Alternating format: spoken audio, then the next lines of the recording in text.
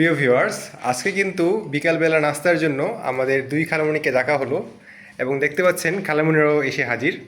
চলুন আপনাদেরকে দেখিয়ে দিই যে কি কি আয়োজন ছিল আজকে বিকালের। তো এই যে দেখুন, প্রথমে ছিল এখানে চা এবং এটা হচ্ছে মজো। এরপর এখানে আছে সিঙ্গারা, এটা হচ্ছে আম্মুর পুলি পিঠা। এছাড়াও এখানে দেখতে পাচ্ছেন এটা হচ্ছে আম্মুর মালটা কেক। এরপর এটা হচ্ছে আম্মুর তালের কেক। সেই সাথে এইখানে দেখতে পাচ্ছেন একজন খালামণি অলরেডি খাচ্ছেন, আমার রেক্সোনা খালামণি। তো এটা হচ্ছে জর্দা পোলাও, একই সাথে আছে এখানে ডালপুরি আর এটা হচ্ছে কাবাব।